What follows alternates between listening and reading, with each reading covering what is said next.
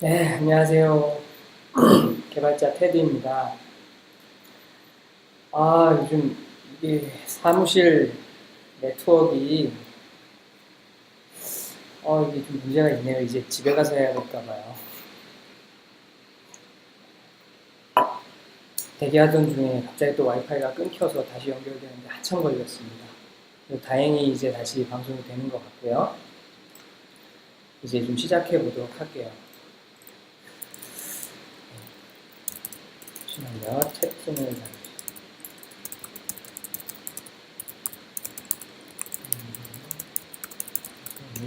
늦어졌습니다. 네, 이게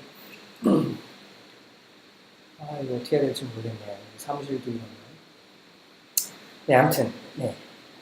자, 오늘은 지난번 방송 끝자락 때 말씀 잠깐 드렸던 것처럼, 그 데이터베이스, 데이터 분석, 이쪽 얘기를 좀 해볼까 해요. 그래서 보면 우리가 좀 많이 들어본 것들이 있죠. 데이터베이스 DB라고 많이 하죠. 그리고 이제 데이터 분석 얘기 많이 하고요. 그래서 요즘 많이 나오는 얘기가 이제 빅데이터 얘기 많이 하죠.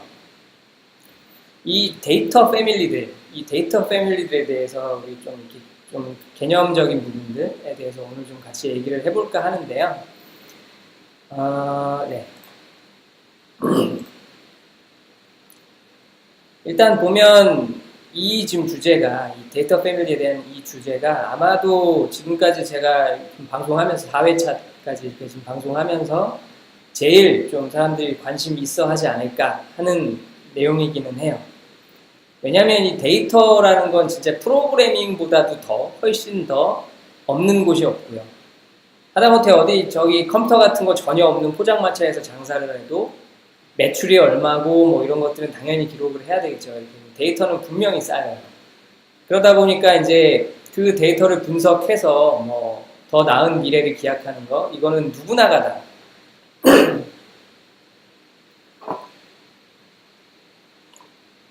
네, 죄송합니다. 누구나가 다 이제 관심이 있어 할 만한 부분인 거죠. 그래서 보면 일단 이제 데이터라는 게 처음에는 단순히 이제 저장되는 데서 시작이 됐었을 거예요. 그러면 이제 보면 이거를 지우고요. 지우다가 이제 좀 쓰면서 볼까요? 처음에는 이제 데이터 이제 저장에서 이제 시작을 했겠죠. 데이터를 단순히 저장한다. 저장해서 시작을 했다가 이제 그 저장한 형태로 어떤 파일로 저장을 했었겠죠. 그렇게 저장을 했던 걸 다시 꺼내다 쓰고 꺼내서 봤다가 수정할 거 있으면 수정을 하고 다시 그걸 그대로 저장을 하고 이런 식으로 처음엔 아마도 했었을 거예요.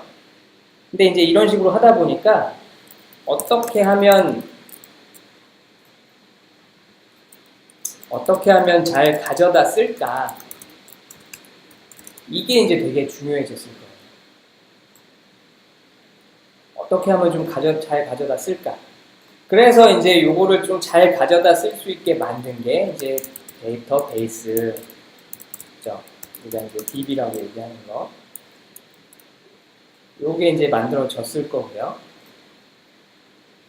이게 이제 만들어졌으니까 이제 이렇게 저장한 DB를 그러면 이제 어떻게 잘 활용하지? 하다 보니까 이제 데이터를 분석하기 시작했겠죠. 그래서 이제 데이터를 이렇게 분석을 하다가 보니까 이제 저장을 처음에는 뭔가 이렇게 사용자로부터 직접 입력받는 어떤 그런 그 전통적인 데이터들을 저장을 하다가 그러다가 이제 이런저런 좀 다른 이게 직접 입력을 받는 게 아니라 데이터를 막 찾기 시작한 거죠. 그래서 이제 어떤 사람들의 일거수일투족을 다 저장을 해보면 어떨까. 그래서 어떤 사람들이 이렇게 이동을 할 때 어디 지나고 있는지 이런 것들과 뭘 보고 있는지 이런 것들과 이런 어떤 단편적인 것들까지도 싹 다 저장을 해보자. 어떤 행위에 대한 데이터. 그래서 이 행위에 대한 데이터를 행동 데이터 저장을 해보자. 싹 다 저장해서 해보자. 하다 보니까 이제 이 빅데이터라는 말까지가 나왔다고 봐요. 간단하게 이제 좀 이렇게 요약을 해보자면 이런 건데, 그래서 이제 우리가 보면 이 데이터 분석과 관련된 부분은 적어도 지금 직장 다니시는 분들 같은 경우에는 뭐 되게 이슈죠. 예, 되게 해야만 되는 이제 그 일이 됐어요. 가져야 되는, 갖춰야만 하는 역량이 됐죠. 그런데 이제 보면 주변에서 질문들을 하세요. 그래서 데이터 분석하려면 뭐부터 해야 돼? 뭘로 공부해야 돼? 뭐 그래요. R 공부하면 돼? 뭐 파이썬 공부하면 돼? 뭐 이렇게 얘기를 해요. 근데 이제 제 생각에는 먼저 좀 어떤 그 기본적인 개념부터 이렇게 좀 이렇게 베이스부터 좀 차곡차곡 좀 깔고 가는 게 중요하지 않을까라는 생각을 합니다. 그러니까 사실 보면은 그냥 우리가 생각하는 그냥 데이터는 너무나 당연한 거죠. 그냥 정보잖아요. 단순한 정보에서부터 복잡한 정보까지 어쨌거나 정보예요. 그 정보를 내가 컴퓨터에 저장하지 않아도 그건 뭐 노트에다 적어놓기만 해도 그거는 정보죠. 그러다 보니까 그냥 이제 대충 이제 데이터에 대해서는 다 안다라고 생각을 하고 이제 분석을 들어가려고 하는데, 이게 재밌는 건 분석은 다 컴퓨터 갖고 해야 돼요. 그래서 컴퓨터 갖고 분석을 하려 그러면 결국은 컴퓨터에 잘 저장을 해야 되고, 어떻게 저장이 되고 뭐 이런 것들이 이제 알아야 되는 건 거죠. 그래서 이제 컴퓨터와 관련된, 컴퓨터와 가까이에 있는 이런 데이터들의 개념을 좀 아는 게 굉장히 중요한 거죠. 미리 좀 알고 들어가는 게. 이렇게 이제 일단 이런 기본 개념부터 이제 잡는 게 되게 중요한데, 예를 들면 그런 거예요. TV가 뭔지를 모르는 사람한테 이제 TV를 선물을 했어요. 그럼 사실 TV 어떤 본체가 있고 리모컨이 있고 한데 뭐 이걸 어떻게 쓰지를 처음에 난감하죠. 그래서 뭐 쓰다 보면 알겠지 하고 그냥 막 쓸 수도 있어요. 공부를 열심히 하다 보면. 근데 애초에 TV가 뭔지, 그러니까 예를 들면 TV는 뭐 어떤 영상을 그 화면에 보여주는 거고 리모컨으로 조작이 가능한 거야 라는 걸 대충 알고 있다면 그 TV의 종류와 상관없이, 그러니까 그런 어떤 기본적인 개념만 알고 있으면, TV도 사실 종류마다 막 조작법이 막 다르잖아요. 다를 수 있잖아요. 막 리모컨도 생긴 것도 막 다 다르고.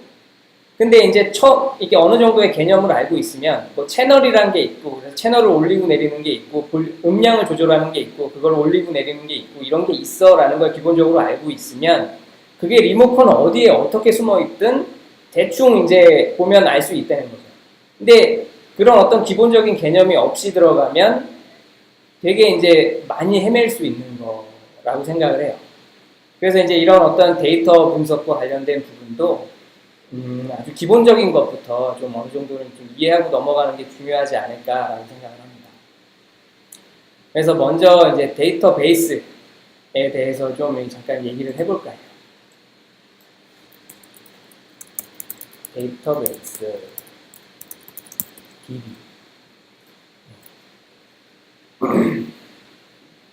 이게 이제 처음에 이 지난 방송까지 보면 이제 컴퓨터 얘기를 했었고요, 뭐 프로그래밍 얘기를 했었고요.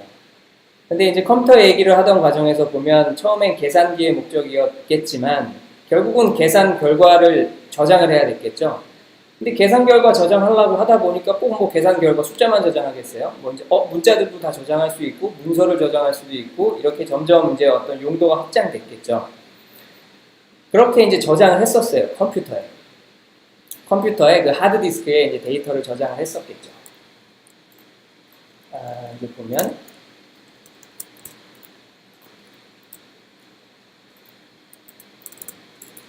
근데 이제 그 컴퓨터 얘기를 할 때 이제 서버 클라이언트 얘기를 할 때 서버고 클라이언트고 어차피 컴퓨터인데 컴퓨터에 이제 서버 소프트웨어를 설치했으면 서버인 거고 컴퓨터에 클라이언트 소프트웨어를 설치했으면 클라이언트다라고 이제 얘기를 했었죠.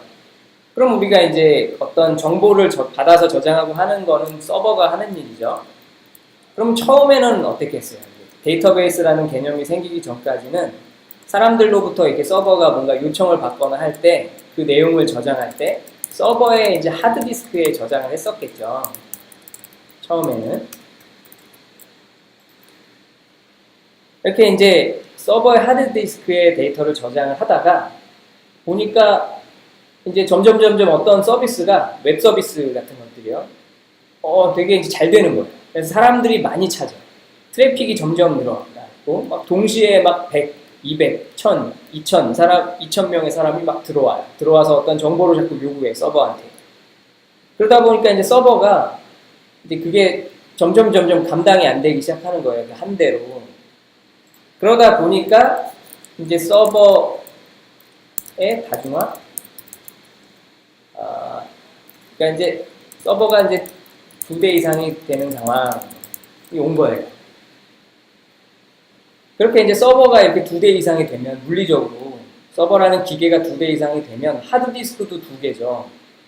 그럼 정보가 어디서 저장이 될지 이게 요청을 둘로 이제 나눠서 받게 되면 어떤 정보는 저쪽에 저장되고 어떤 정보는 이쪽에 저장되고 막 이렇게 나뉠 수 있잖아요. 그렇게 되다 보니까 예를 들어 저장은 A라는 데서 했는데 A라는 서버에서 했는데 읽기 위해서 뭔가 요청 들어온 게 B라는 서버가 받았어요. 그러면 데이터가 없잖아요. 그러면 안 되죠. 그러다 보니까 이제 한 곳에다 모으자. 그러니까 이제 서버는 2대가 될지언정 데이터는 한 곳을 바라보자 라고 하게 된 거예요.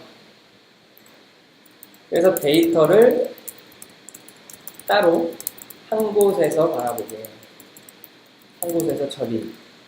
그래서 한 곳에 저장을 하는 거죠. 근데 이게 처음에는 어쨌든 얘도 그냥 컴퓨터였을 거예요. 그냥 컴퓨터의 하드디스크에 저장을 하는데 서버 역할을 하는 애가 2대 이상이 되니까 데이터는 한 곳에 있어야 되는데 하다 보니까 이제 이게 분리가 된 거죠. 그래서 이렇게 웹 서비스를 하는 서버군이 하고 그다음에 이제 데이터를 저장하는 곳이 저장하고 이렇게 보내주고 하는 곳이 이제 분리가 되는 거예요. 그래서 이 데이터를 따로 저장해 놓은 이 컴퓨터는 상대적으로 이 서버한테 이 서버 입장에서는 이 데이터 저장한 곳이 서버가 되는 거고 이 데이터베이스에 대해서는 그걸 요청한 이 서버 2대가 클라이언트가 되고 이렇게 좀 상대적인 관계가 됐죠. 그래서 이렇게 이제 따로 한 곳에서 처리를 하기 시작했는데 이렇게 하다 보니까 이제 처음에는 어떤 이게 파일 단위로 막 저장을 했을 거예요. 뭐 엑셀 같은 거에다 저장을 해갖고 보낸 다음에 가져올 때 그냥 엑셀 파일 가져와서 읽고 뭐 이런 식으로 했었겠죠. 어떤 파일 자체로. 근데 하다 보니까 이제 그 파일 단위로 왔다 갔다 하는 거를 이제 뭐 이렇게 해석을 하고 뭔가 업데이트를 하고 하는 게 너무 불편해지는 거예요. 그래서 그 불편한 걸 어떻게 해결할까 하다가 이 데이터를 따로 한 곳에 처리하던 얘한테 어떤 기능들을 주기 시작한 거죠. 그래서 어떤 데이터를 추가하고 읽고 갱신하고 삭제하는 역할.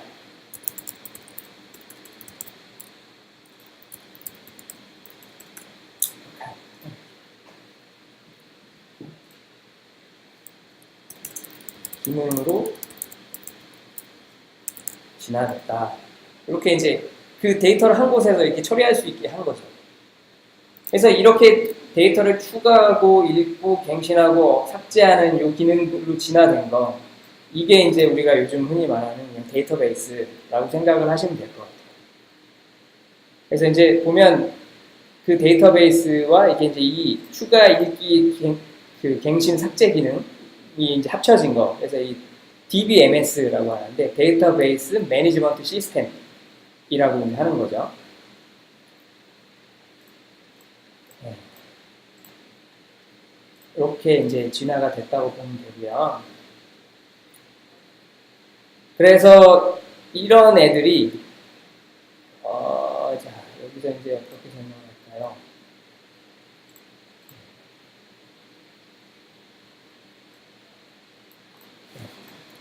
이렇게 이제 데이터베이스가 많아졌는데, 요게 이제 요 추가, 읽기, 갱신, 삭제 요게 보면은 개발자들은 흔히 쓰는 말이기는 한데 이제 어서 뭐 CRUD 하는 말들 좀 들어보신 적이 있을 거예요. 이 CRUD가 바로 이제 얘예요. 추가, 읽기, 갱신, 삭제. Create, Read, Update, Delete. 그래서 이제 뭐 CRUD가 뭐 어쩌고 저쩌고 뭐 이런 얘기들 나오면 그 얘기구나 이렇게 이제 이해하시면 되는 거예요. 그리고 이제 우리가 알고 있는 뭐 이렇게 유명한 DBMS, 그러니까 그 데이터베이스 매니지먼트 시스템을 이제 가지고 서비스를 하는 회사들이 오라클이나 오라클 같은 게 있고 이제 MySQL 같은 게 있고 MySQL 같은 경우에는 사실 예전에 이제 그 선이라는 회사 쪽에서 만들어졌던 맞나? 제가 갑자기 헷갈리네요. 이게 이제 하여튼 다른 쪽에서 만들었던 건데 그게 이제 오라클에서 샀어요. 예. 아무튼 이런 류의 그 DBMS들도 되게 많아요. 되게 많은데 제일 유명한 게 뭐 오라클, MySQL, MSSQL 뭐 이런 거죠. 포스트 SQL 뭐 이런 거, 포스트그리 SQL 뭐 이런 거. 네. 이런 게 있죠.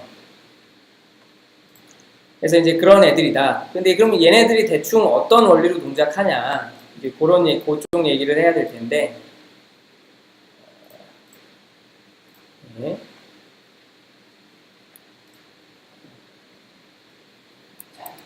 이렇게 이제 DB 하다가 나온 게 우리가 이제 흔히 요즘 많이 쓰고 있는 관계형 데이터베이스라는 말이 이제 나와요. 데이터베이스는 결국은 하여튼 이게 이제 데이터들을 저장해 놓은 그 자체인 거죠. 인 건데, 그걸 어떻게 저장을 할 거고, 어떻게 갖다 쓸 거고, 이런 방법들에 따라서 다양하게 있을 수 있잖아요. 그래서 뭐, 관계형 데이터베이스 이전에도 뭐 이런저런 게 있었다고는 알고 있는데, 관계형 데이터베이스라는 게 나오면서 일단 얘가 그냥 싹 먹어버려요. 거의 그냥 지금, 예, 대부분이 이제 관계형 데이터베이스를 쓴다고 생각하시면 돼요. 그러다가 이제 최근 한 10년 사이에 이제 좀 다른 종류의 것들도 이제 많이 나오기 시작했는데, 아직도 사실 관계형 데이터베이스가 이 비중으로 보면 가장 높다고 보면 될 거예요. 그래서 보면, 관계형 데이터베이스. 네, 그래서 이제 이 관계형 데이터베이스가 뭐냐라는 거를 얘기를 할 때, 뭘로 얘기를 하면 좋을까 좀 고민을 했었는데요. 이게 일단 좀 예를 들어서 얘기를 하는 게 좋을 것 같고, 그 전에 이제 그 예를 저걸로 들어볼게요. 어떤 이제 장사를 하는 거예요. 그러니까 이제 장사를 해요. 장사를 하면은 이제 주문을 받아야 되죠. 주문을 받는데, 그럼 이 주문을 받을 때 어떻게 받느냐, 이 주문 정보는 어떻게 처리할 거냐, 요거를 이제 우리가 생각을 해보는 거죠. 근데 예를 들어 이제 관계형 데이터베이스가 없어요. 관계형 데이터베이스라는 게 없이 이제 이 주문 정보를 처리를 해야 돼요. 그러려면 제일 먼저 생각할 수 있는 게 이제 엑셀이죠. 그래서 이제 엑셀에다가 그거를 이제 제가 이렇게 뭐 저장을 하려고 그래요. 그러면 이제 어떻게 할까를 한번 생각을 해보죠. 먼저 이제 엑셀에 보면 이렇게 표가 막 이렇게 있잖아요.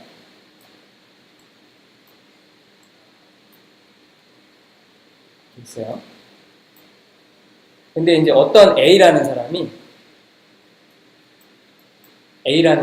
주문을 해요. 주문을 해갖고, 상품을, 예를 들어, 뭐,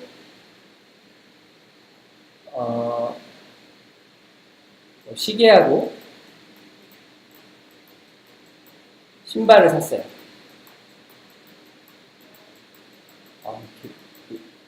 이렇게 하기 아닌 것 같은데, 이거. 시계하고 신발을 샀어요. 그럼 이제 엑셀에다가 이렇게 데이터를 저장을 하려면 이렇게 쓰겠죠, 처음에. 시계하고 신발. 근데 이제 그 장사를 하려 그러면 제가 직접 지금 시계하고 신발을 갖고 있고 그래서 주문 받자마자 바로 줄 수 있으면 그럼 사실 뭐 이렇게 쓰고 뭐 어떻게 써도 그냥 메모장에다 그냥 써도 상관이 없어요. 근데 이제 이렇게 하다 보면 물건들은 창고에 있고 주문은 다른 사람이 다른 데서 받아요. 어떤 웹사이트나 이런 데서 받던 하겠죠. 그렇게 딴 데다 받으면 그 주문 내역을 엑셀로 모아서 그거를 창고에 전달을 해주면 그 창고에서 이제 이걸 보고 시계 하나, 신발 하나 이런 식으로 이제 뭐 이렇게 보내주는 거죠. 그러면 여기에 이제 이 주문 정보에는 뭐 있어야 되냐면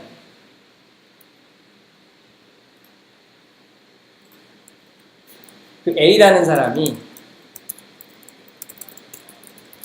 전화번호가 뭐고 주소가 어디고 그 다음에 이제 주문 상품 정보가 있어야 되는 거죠. 근데 이 주문 상품이 시계하고 신발이잖아요. 근데 시계도 종류들이 되게 여러 개가 있을 수 있고 신발도 종류가 되게 여러 개가 있을 수 있잖아요. 그러면 이게 사실 그냥 한글로 그냥 이 시계, 신발 이렇게 쓸 수가 없어요. 그럼 이 시계를 나타내는 어떤 아이디 값도 있고 바코드 같은 게 있고 개수가 몇 개고 이런 게 들어가야 돼요. 그러면은 여기다 어떤 이게 엑셀 한 칸에다가 뭐 시계 한 개인데 얘가 바코드가 뭐고 뭐 이렇게 쓴다. 이렇게 하면은 사실 이거를 이제 그 창고 쪽에서 봤을 때 매우 복잡하겠죠. 그렇게 되다 보니까 이제 이런 걸 엑셀을 정리할 때는 어떻게 쓰게 되냐면 그냥 중복시키는 거예요. A라는 사람이 어떤 전화번호에 어떤 주소에 시계에는 한 개인데 바코드는 뭐고. 자, 여기다가 다시 한번 써볼게요.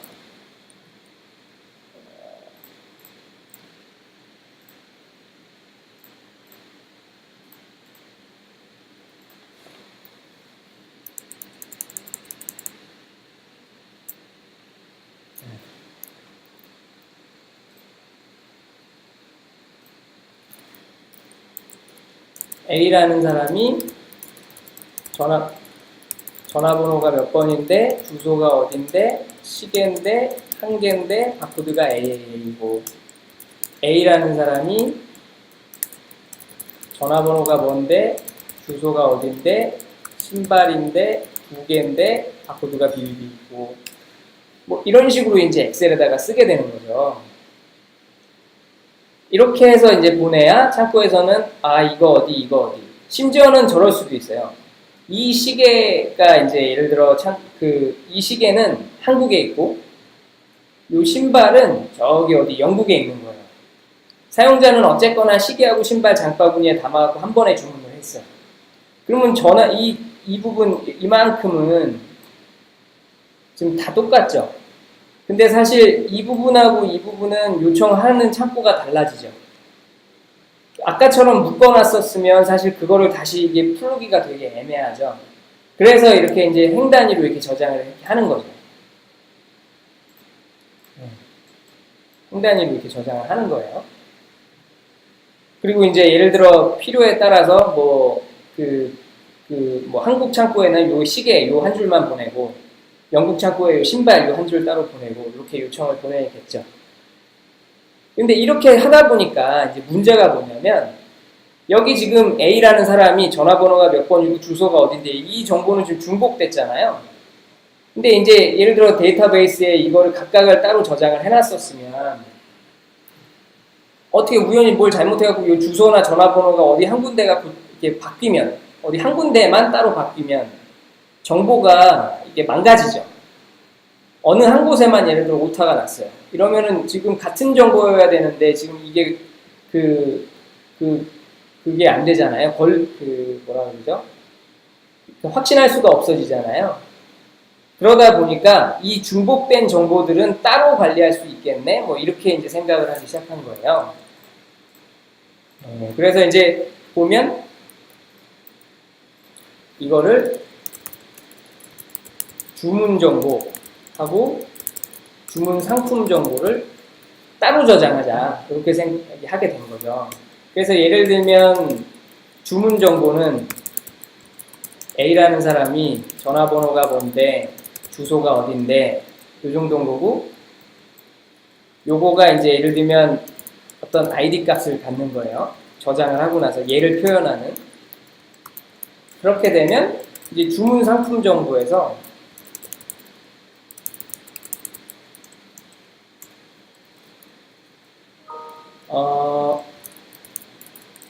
어떤 주문에 대해서 어떤 주문이 신발 하나를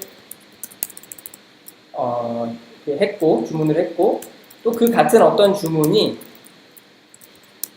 시계 뭐 두 개를 뭐 이렇게 주문을 했다. 이렇게 이제 분리를 해버린 거죠.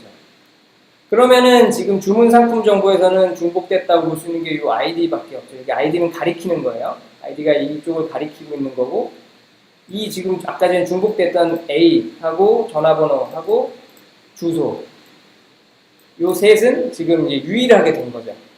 그래서 이게 바뀌게 된다고 해서 뭐 이게 2개 이상이 서로 다른 정보가 저장되어 있고 이런 문제는 막을 수가 있게 된 거죠.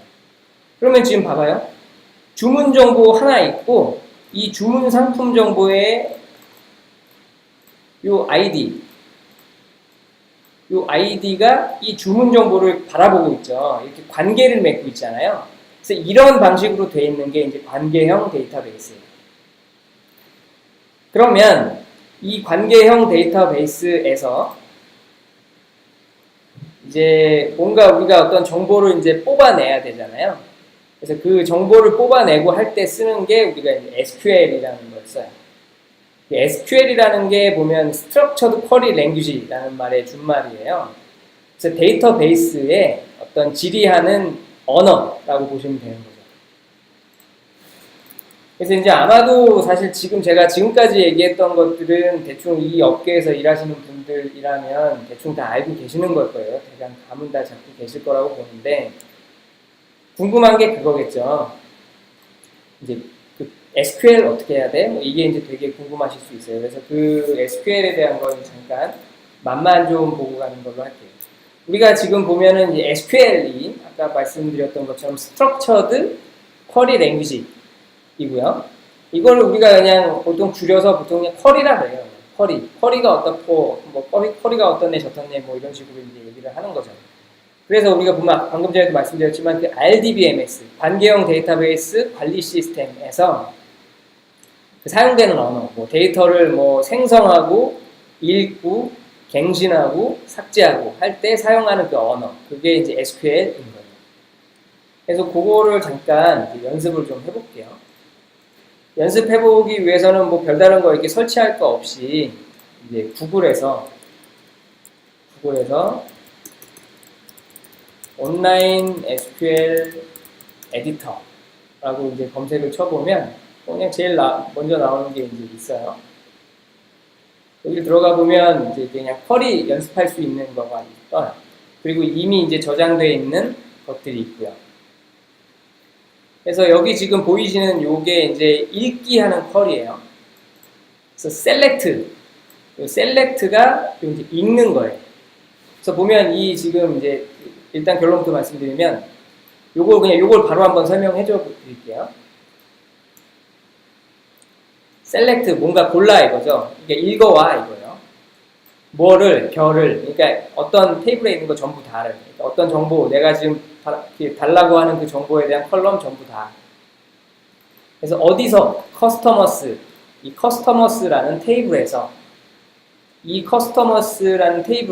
이 테이블이 갖고 있는 컬럼 아까 전에 우리 엑셀 얘기할 때 보면 엑셀에서 이렇게 그 컬럼을 나눠서 저장을 하죠. 그 컬럼들 거의 같은 형태라고 보시면 돼요. 방금 전 같은 경우에는 여기서는 예를 들어 이제 여기 아이디, A, 전화번호, 주소 이런 애들이 다 컬럼인 거죠. 그리고 이제 이렇게 저장된 정보 하나 이게 이제 레코드인 거고 그 정보가 이제 계속 뭐 레코드가 2개가 쌓이고 3개가 쌓이고 4개가 쌓이고 이렇게 될 수 있겠죠. 컬럼은 고정되어 있고요. 그래서 이제 커스터머스라는 테이블에서 거기 있는 컬럼들 전부에 대한 정보를 줘. 요렇게까지만 하면 이 테이블에 있는 거 전부 다인데 요 where라는 게 이제 조건이에요. 어떤 조건에 해당되는 것만 줘. 그래서 이제 커스터머스가 CT라는 컬럼을 갖는 거예요. 그래서 이 CT라는 컬럼에 들어간 값 중에 파리하고 런던으로 돼 있는 애들만 줘. 인 거죠. 그래서 이거를 실행을 해보면 이렇게 뭐 이제 이미 있던 거 여기 연습장에 오면 이미 이제 있는 것들이 있어요. 그래서 이제 이미 있던 거에 뭐 그 이제 그 런던하고 파리에 이제 해당하는 것만 준 거죠. 지금 CT에 런던, 파리 있죠. 여기서 예를 들면 런던을 빼고 파리만 해갖고 하면 파리만 이렇게 나오겠죠. 뭐 이런 식이에요. 자, 일단 보면 아까 전에 우리가 잠깐 했었던 그 주문에 대한 거를 한번 해볼게요. 일단은 주문에 대한 데이터를 저장하기 위해서는 그 데이터를 담을 수 있는 테이블이 있어야 되죠. 그래서 테이블부터 만드는 거예요. 그래서 테드 오더 해갖고 만드는 거죠. 해서 여기다가 아까 전에 이제 보면은 아이디가 있었고요.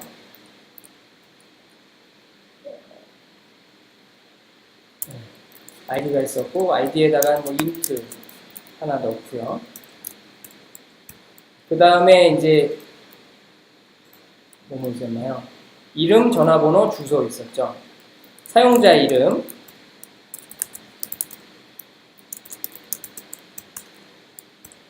그리고 전화번호, 주소가 있었죠.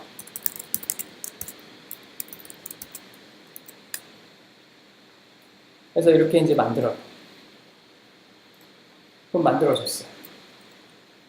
이게 지금 테드 오더라는 테이블을 하나 만든 거예요. 그래서 거기에는 아이디라는 컬럼, 네임, 폰, 어드레스 이런 것들이 있어요. 그리고 보면 여기 주문 상품 정보에는 보면 여기에다가는 이제 이 오더에 대한 아이디 값이 있고요.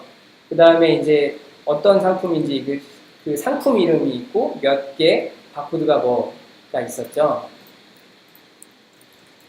그러면 얘도 한번 만들어 볼게요.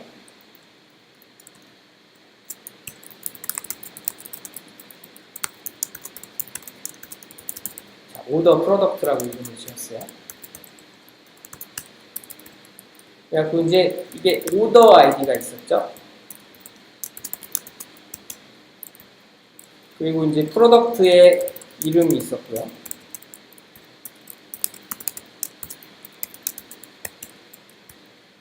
그리고 이제 카운트 몇 개냐가 있었고요.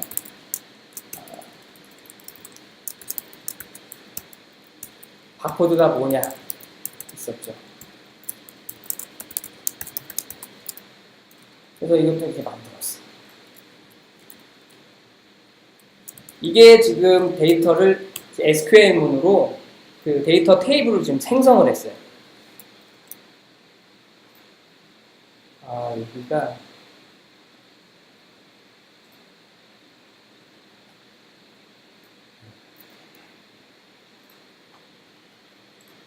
그러면 이제 저장을 하나 해볼까요? 주문이 일어난 거예요. 그래서 이렇게 데이터를 이제 추가를 해볼게요. 그래서 이제 주문이 들어왔다. 그러면 이제 주문 테이블에다가 인서트 하는 거죠. 추가를 하겠다. 그래서 어떤 컬럼에 아이디라는 컬럼하고요. 주문자 이름하고요. 전화번호하고요. 어드레스가 있었어요. 이 컬럼에다가 어떤 정보들, 밸류, 어떤 값들을 저장을 할 거냐. 그래서 아이디는 1번이 되고 이름은 테드고요. 전화번호는 이렇게 있고요. 그 다음에 어드레스는 뭐 써일 거죠. 그래서 저장을 했어요. 그러면 이제 테드 오더 여기 지금 보면은 저장됐다라는 결과가 나왔죠. 그럼 이제 데이터가 저장이 됐는데 잘 저장됐나 볼까요? 아까 전에 데이터를 갖고 오는 게 이거라 그랬죠. select, 별, from 해갖고 테드 오더 하면 요까지만 하면 이제 테이블에 있는 정보가 다 나와요. 이렇게 나왔죠. 여기에 저런 식으로도 할 수 있겠죠. 그래요. 테드가 주문하는 것만 보여주세요. 어차피 한 개밖에 안 넣었으니까 나오죠.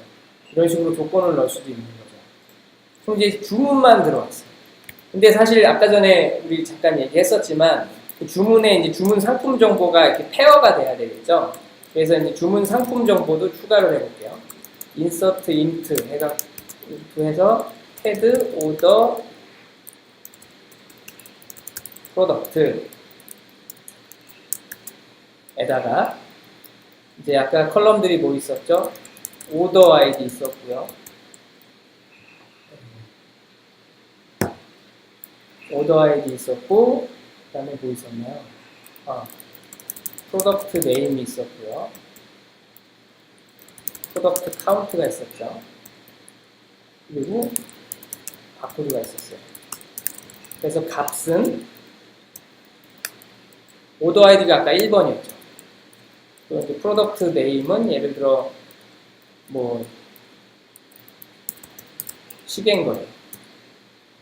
그리고 몇 개를, 하나를, 시계는 2개. 그래서 바코드가 A. 그리고 이걸 한번 실행을 하면 추가가 됐대요. 그리고 여기다가 같은 주문인데 슈즈, 신발이 하나가 걔가 바코드가 비비비인 거예요. 추가가 됐죠. 이렇게 이제 insert into 해서 데이터를 넣었어요. 그러면 이제 저장이 잘 됐나 또 볼까요? head, order, product 해서 읽어와 보면 네, 2개가 잘 들어왔어요. 요렇게 되면 이제 이게 간단한 형태죠. 그리고 예를 들어서 이제 지금 바코드가 BBBB가 아니고 CCCC였어요. 이 신발에 바코드가 CCCC였어요. 실수했네요. 그러면 데이터를 갱신을 해야 되죠. 그래서 그게 업데이트하고 이제 테이블 이름, 오더 프로덕트, 셋 무슨 값을 바꿀 거야? 하고 바코드를 CCCC로 바꾸겠다. 조건이 프로덕트 네임이 슈즈인 놈. 그러면 이제 하나가 바뀌었어요 라고 떴죠. 그러면 다시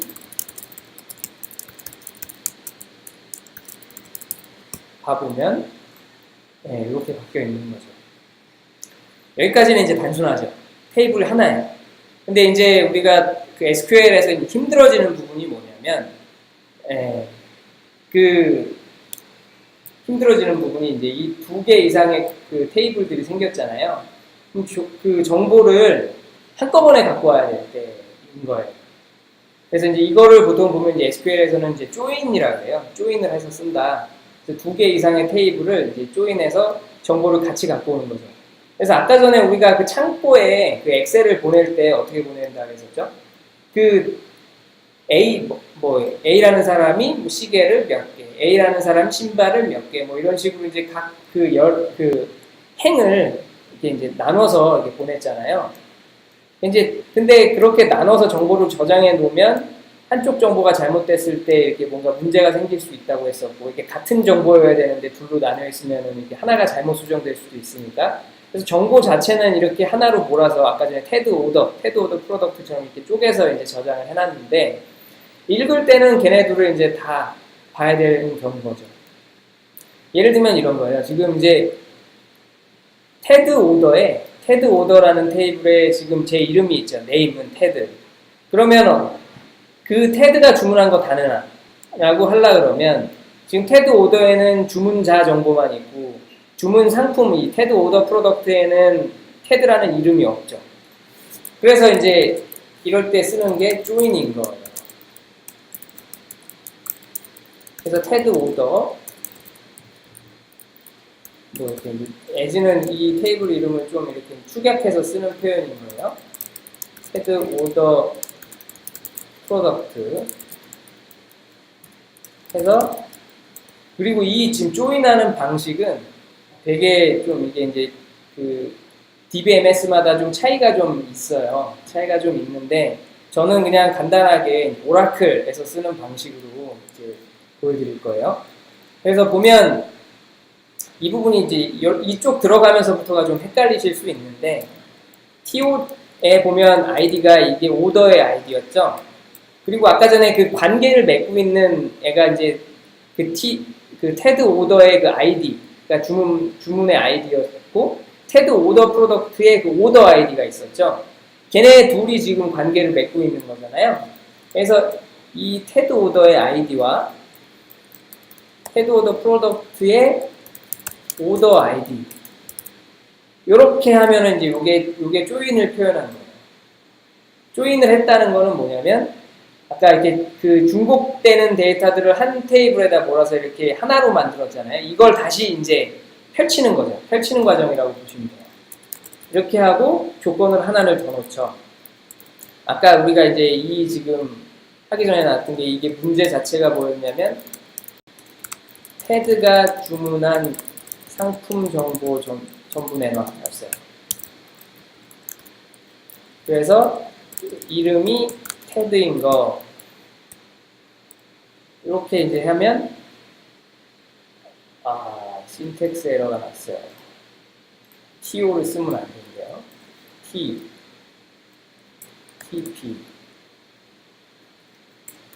이게 이제 뭔가 이런 게 왜 나오냐면 이제 어떤 프로그램에서도 마찬가지고 이런 SQL에서도 마찬가지고 그런 것들에 이제 어떤 약속된 프로그램이라는 게 그 약속된 어떤 언어들로 작성을 하는 거잖아요. 그래서 지난번에도 잠깐 뭐 말씀드렸었지만 뭐 if 뭐이면 뭐 for loop 하면 이제 반복을 돌고 뭐 이런 어떤 조건문과 반복문 이런 게 있는데 여기다 if라는 이 if라는 거를 어떤 다른 데다가 쓰려 그러면 컴퓨터가 되게 헷갈리겠죠. 그래서 그렇게 약속된 거는 제가 맘대로 쓸 수 있는 이런 변수명 같은 거에 쓰면 안 돼요. 이것도 어떻게 보면 이제 비슷한 문제였다고 보시면 돼요. 이렇게 보면 지금 이제 나왔죠. 이 별은 아까 전에 갖고 있는 컬럼 다 뽑아낸 거죠. 그래서 테드가 산 거, 상품증 클락하고 슈즈 지금 다 나왔죠. 여기서 지금 보면 이제 난 이렇게 많은 정보 필요 없어. 그냥 프로덕트 이름만 알려줘. 라고 한다. 그러면 테드가 산 프로덕트 네임 이렇게 아까 전에 별이 아니라 이렇게 특정 그 컬럼들만 이렇게 골라서 볼 수도 있는 거예요. 이렇게 이제 조인을 해서 쓸 수가 있는 거예요. 네, 이게 이제 지금 SQL에 대한 얘기를 잠깐 한 거고요. 자, 이렇게 이제 이런 식으로 데이터베이스를 사용을 할 수가 있어요. 자, 그러면 이렇게 이제 데이터베이스를 사용해서 데이터를 저장을 하고 그래서 SQL문을 사용해서 원하는 데이터를 가져다 쓰고 분석을 하고 이제 했었겠죠. 그렇게 하는 게 이제 어떻게 보면 데이터 분석의 하나라고 보시면 될 것 같고요. 그러면 이제 데이터 분석에 대한 얘기를 조금 더 이제 자세하게 한번 얘기를 해볼게요. 자, 우리가 지금 보면 이제 시간이 별로 없으니까 메모해뒀던 거를 그냥 카피해가면서 말씀을 드릴게요. 일단 데이터 분석에 대한 얘기를 할 때 먼저 하고 싶은 얘기가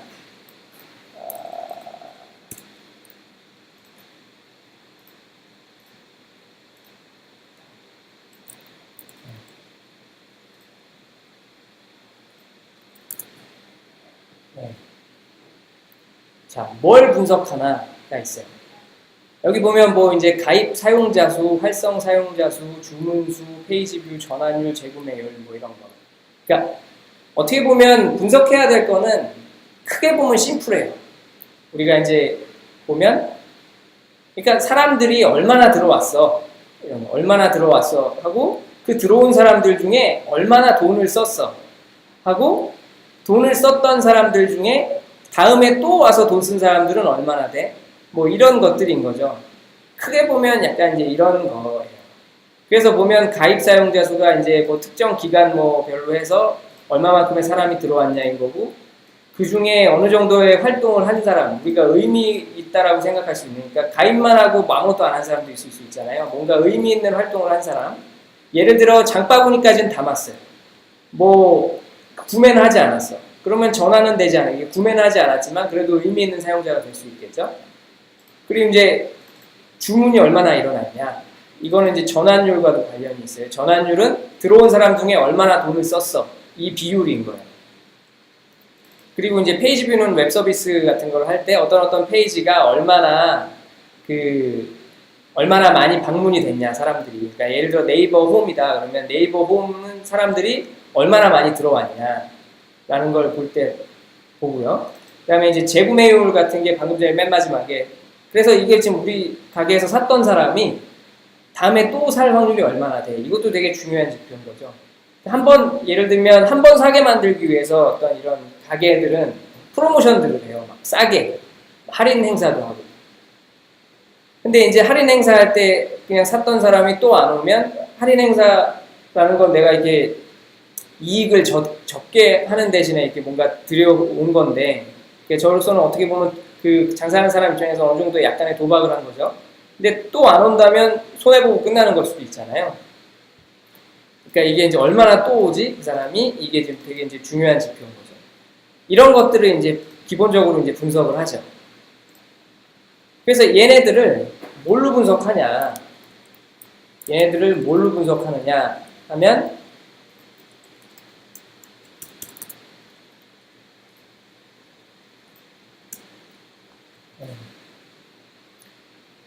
이제 자체적으로 이 분석 시스템을 구축하는 경우.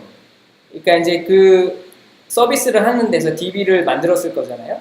그 DB를 만들어서 이제 자기들 데이터를 저장을 했을 건데 그걸 저장된 데이터를 가지고 여러 가지 이제 라이브러리들을 사용해서 그 분석 시스템을 만드는 거예요. 자체적으로. 아마 처음에는 이제 대부분 이런 식으로 이제 만들어졌었겠죠.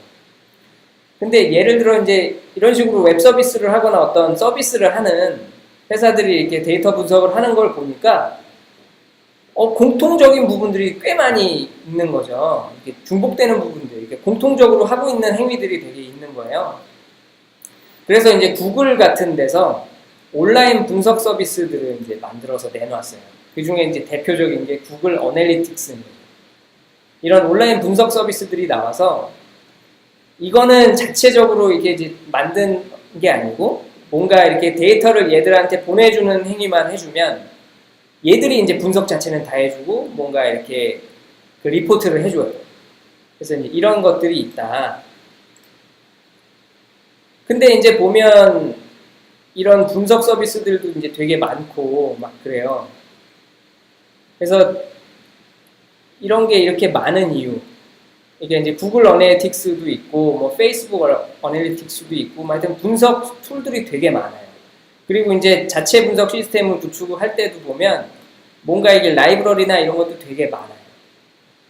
이게 이런 것들이 자꾸 이렇게 뭐가 나오는 이유는 뭐냐면 이게 이제 왜냐면 뭐 이걸 공부해서 써야 되는 사람 입장에서는 자꾸 뭐가 나오고 많아지면 공부할 게 많아지는 거잖아요. 그러니까 자꾸 이렇게 안 나왔으면 좋겠는데 싶을 수 있어요. 근데 이렇게 자꾸 이렇게 나오는 이유는 구조적으로 사실 이 지금 프로그래머의 세상에서는 이게 수틀리면 만들고 보는 게 좀 있어요. 이게 그럴 수밖에 없는 게 제조업 같은 데서는 뭘 만들라 그러면 어떤 초기 자본이 되게 많이 들죠. 이렇게 돈이 많이 들고 해서 위험이 커요. 그래서 함부로 못 만들어. 근데 이 온라인 세상에서는 이 프로그래머들 같은 경우에는 사실 손해볼 건 제 인건비? 그러니까 인건비라기보다는 제 인력밖에 없는 거죠. 그 돈을 안 들이고도 뭔가를 처음에 이게 만들어낼 수가 있는 거예요. 그러다 보니까 뭐가 자꾸 만들어져서 나오고 굉장히 많은 게 만들어져서 나오는데 그 중에서 사람들이 인기를 얻으면 걔는 살아나는 거죠. 그런 식으로 되게 여러 개가 살아남아갖고 점점 뭔가가 많아지고 있어요.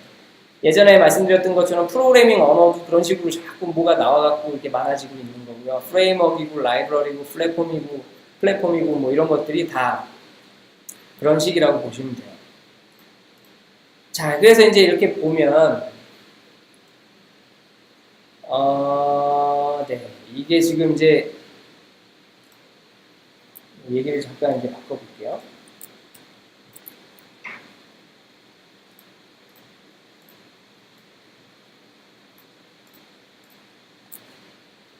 그래서 이제 이렇게 데이터 분석을 하려면 뭐 이렇게 좀 뭐가 선택지가 되게 많은 거죠. 선택지가 되게 많아서 도대체 뭐부터 해야 되냐 이렇게 나올 수 있어요. 그래서 이제 아까 전에 말씀드렸던 것처럼 자체적으로 이렇게 분석 툴을 만들어서 쓰는 경우도 있고 온라인 분석 서비스도 있고 그리고 이제 자체적으로 만드는 경우에 이제 그 어떤 식으로 만든다 이것도 이제 경우의 수들이 꽤 많은데 아까 전에 서두에 잠깐 말씀드렸지만 R이라는 게 있었고요. 파이썬이라는 프로그래밍 언어가 있었어요. 그래서 보면 이제 데이터 분석을 공부해야지 하는 사람이 좀 검색을 해보고 하면 이제 보통 나오는 게 이쪽이에요. R, 파이썬 뭐 이쪽인 거죠. R이나 파이썬이나.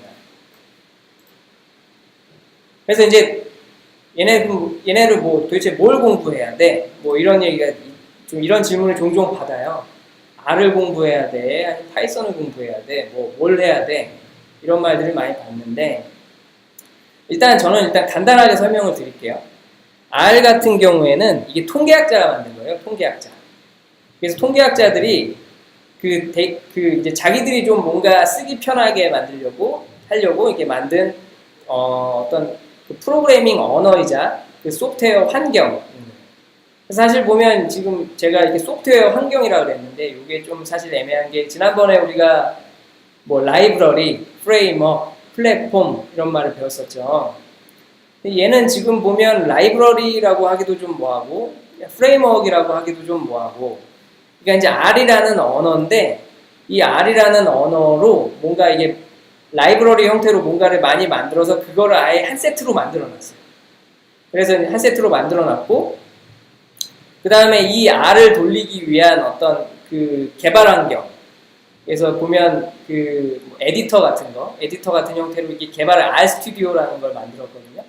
그래서 이제 그 R 스튜디오를 설치를 해서 거기서 뭔가 이제 이렇게 코딩을 하면 원하는 어떤 데이터를 이렇게 얻어낼 수 있다. 뭐 이렇게 볼 수 있는 건데 얘를 사실 뭐 플랫폼이라고 하기도 뭐하고 프레임워크라고 하기도 뭐하고 그래서 저도 검색을 해보니까 그냥 소프트웨어 환경이라고 이제 돼 있더라고요. 그게 아마 뭔가 하나로 이렇게 좀 딱 찝기가 좀 애매해서 그렇게 나온 것 같아요. 그 R이 이제 통계학자가 만든 언어인 반면에 그래서 사실 R은 데이터 분석 거의 전용이에요. 데이터 분석하려고 나온 언어예요. 근데 이제 파이썬 같은 경우에는 이게 이제 어떤 개발 전반에 쓰이는 그 범용 언어예요. 그래서 이 파이썬 가지고 이제 저번에 이게 파이썬으로 만든 이렇게 프레임워크의 장고라고 있어요. 그리고 이제 플라스크라는 것도 있고 얘네들은 웹 서비스 만들 때 쓰는 애들이에요. 그러니까 파이썬으로 웹 서비스를 개발할 수 있는 거죠. 그러니까 뭐 네이버닷컴, 다음.net 뭐 이런 데 같은 이런 웹 서비스 있죠. 이런 걸 만들 때 이 파이썬을 쓸 수도 있다는 얘기죠. 이렇게 범용 언어인데 범용 언어니까 사실 그런 웹 서비스만 하는 게 아니고 데이터 분석할 때도 당연히 이제 프로그래밍을 할 수가 있어요. 파이썬을 가지고. 근데 파이썬이 이렇게 다른 프로그래밍 언어들에 비해서 이렇게 먼저 이렇게 이름이 나오는 이유가 뭐냐면 얘가 이 데이터 분석 라이브러리가 좀 잘 갖춰져 있어요. 그러니까 이제 파이썬을 주력 언어로 쓰는 사람들이 좀 이렇게 데이터 분석에 아마도 관심들이 많았겠죠. 그래서 그쪽 데이터 분석 관련 라이브러리가 되게 잘 만들어져 있어요. 지난번에 말씀드렸지만 라이브러리는 어떤 공통적으로 쓰이는 어떤 이런 펑션이나 이런 함수들 이런 것들을 잘 모아서 남들도 잘 갖다 쓸 수 있게 만들어진 거라고 했잖아요. 그래서 그런 것들을 자기만 쓰려고 해놓는 게 아니라 이렇게 올려요. 다 같이 잘 쓰자고. 그래서 이렇게 이제 올라와 있는 것들을 이렇게 이제 갖다 쓰면 되는 거예요. 그런 게 되게 잘 돼 있다는 얘기고, 그래서 이제 파이썬이 이렇게 데이터 분석을 하기에 또 괜찮다는 거죠. 그래서 제가 보면 저는 이제 파이썬으로 지금 요즘 회사에서 업무를 하고 있고, R은 사실 뭐 한두 달 써봤어요. 이렇게 공부하면서 그냥 한두 달만 써봤는데, 이게 이제 개발자들 입장에서는 사실 뭐 이거는 또 다들 이렇게 좀 다르겠지만, 뭐 개인마다 다르겠지만, 사실 파이썬이 더 편해요. 왜냐하면 파이썬이 문법이나 이런 게 훨씬 편하거든요. 익숙하고. R은 좀 문법이 많이 생소해요. 달라요. 그리고 R은 일단 데이터 분석하려고 태생 자체가 그런 애다 보니까 그 뭔가 다른 쪽으로 뭔가 이렇게 공부하기에 좀 이렇게 그냥 데이터 분석만 할 거면 R이 이제 적당한 거죠. 그래서 이제 좀 정리를 해보자면 일단 처음인데 뭘 배우면 되냐라고 했을 때 일단 첫 번째 그 직장인이고 직장인이고 업무상 만약에 필요한 상황이다라고 하면 그 업무 환경에 맞춰서 골라야 돼요. 이 얘기가 뭐냐면 그냥 단순히 나는 이제 데이터 분석해야 되는데 라고 해갖고 뭐하지 그냥 검색해다가 그냥 R 좋다는데 R 할까? 뭐 근데 예를 들면 그분이 다니는 회사에 이제 그 시스템 파이썬으로 다 만들어져 있어. 그러면 사실 R 공부해봐야 이게 별로 이렇게 이제 서로 이렇게 왔다 갔다 하는 게 없는 거죠. 그러니까 결국은 이게 뭐냐면 데이터 분석을 하려면 당연히 또 데이터가 있어야 되고요. 그 데이터가 있으려면 당연히도 그 개발자들과 그러니까 그 시스템에 뭔가 그 데이터가 저장되어 있는 곳에 접근을 할 수 있어야 돼요. 그리고 그렇게 접근을 한다는 건 사람이 손으로 데이터를 꺼내는 게 아니다 보니까 그 이제 프로그래밍 언어로 뭔가 만들어진 그런 어떤 데이터를 가져다 써서 이게 분석할 수 있는 그 환경, 그게 되게 중요한 거거든요. 근데 이제 예를 들면 그 회사에서 개발자들이 혹은 데이터 분석가들이 데이터 분석을 하기 위해서 해놓은 환경이 파이썬 갖고 죄다 만들어놨어.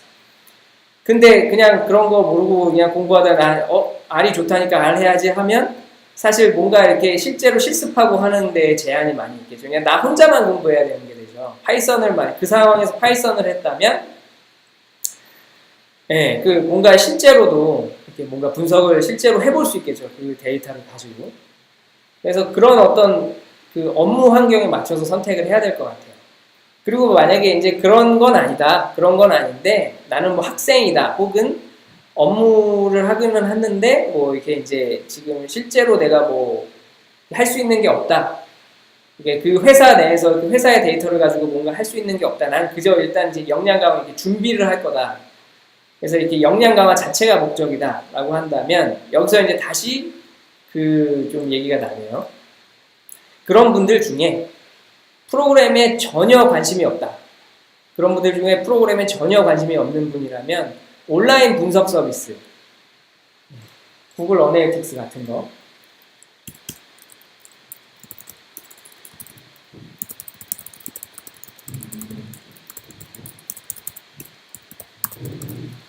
이런 거를 공부를 하시는 게 좋아요. 이것도 사실 보면 구글이 이제 뭐 이렇게 쉽게 뭔가 자체적으로 뭐 따로 이렇게 시간 써서 구축하지 마시고 우리를 보고 이제 분석하세요 뭐 이렇게는 했지만 사실 그 안에가 되게 복잡해요. 또 공부해야 될 게 많아요. 구글 어네이틱스로 뭔가 분석을 하려고 해도 그게 공부를 할 게 되게 많아요. 그래서 프로그램 자체는 크게 관심 없고 그냥 분석은 뭔가 이렇게 감 잡고 공부를 해야겠다라고 한다면 먼저 구글 어네이틱스 같은 분석 툴을 공부하시는 게 되게 좋지 않을까라고 생각을 해요. 그리고 이제 프로그래밍에 관심은 있어요. 관심은 있는데 분석만 하고 싶어. 분석을 프로그램으로 하고 싶은 거죠. 그 외에 다른 프로그래밍은 관심이 없어. 이러면 R인 거죠. 이러면 쓰는 게 R인 거고요. 근데 이제 프로그래밍 어차피 하는데 기왕이면 데이터 분석도 하지만 뭐 다른 것도 할 수 있잖아요. 이게 다른 공부로도 좀 확장하고 하고 싶다라고 한다면 파이썬으로 시작해 보시는 게 어떨까라고 이제 추천을 합니다. 네, 그래서 이제 이렇게 데이터 분석을 하려면 이런 방식으로 좀 공부를 하면 좋지 않을까인 거고요. 이제 짧게 이제 빅데이터 얘기를 좀 잠깐 이제 하고 끝낼 생각인데, 일단 빅데이터라는 말이 왜 나왔을까를 한번 생각을 해봤어요. 생각을 해봤는데, 이 빅데이터라는 말이 나오기 전에는 사실 이렇게 비즈니스라는 게, 그 어떤 사업자가 주도하는 방식이었어요. 그러니까 사업을 하는 사람이 뭔가 가정도 그 사람이 하고, 그걸 가지고 결과도 그 사람이 내고, 그러니까 사업자가 주도를 하죠. 야, 난 이번에 이걸 그냥 팔아볼 거야.